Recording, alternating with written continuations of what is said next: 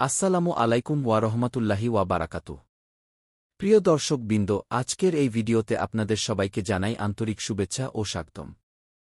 আশা করি মহান আল্লাহ তাআলার অশেষ রহমতে আপনারা সবাই ভালো আছেন।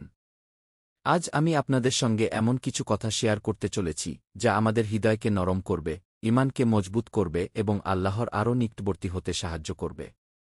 বন্ধুরা, আমরা এমন এক সময়ে বসবাস করছি যেখানে মানুষ দুনিয়ার ব্যস্ততায় এতটাই মগ্ন হয়ে গেছে যে অনেকেই নিজের সৃষ্টিকর্তাকে স্মরণ করার সময় পায় না।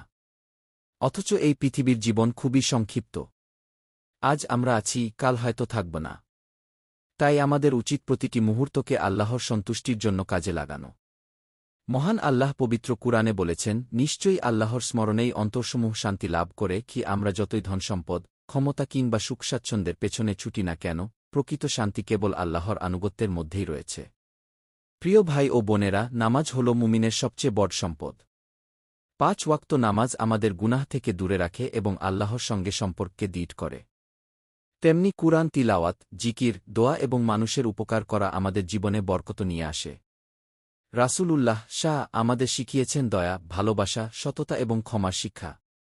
আমরা যদি তার আদর্শ অনুযায়ী জীবন গড়তে পারি, তাহলে দুনিয়া ও আখিরাত উভয় ক্ষেত্রেই সফল হতে পারব। আসুন আজ থেকেই আমরা নিজেদের পরিবর্তন করার চেষ্টা করি। গুনাহ থেকে তওবা করি, বাবা মায়ের খেদমত করি, অসহায় মানুষের পাশে দাঁড়াই এবং আল্লাহর পথে চলার দৃঢ় সংকল্প গ্রহণ করি। মনে রাখবেন, আল্লাহর রহমত থেকে কখনো নিরাশ হবেন না।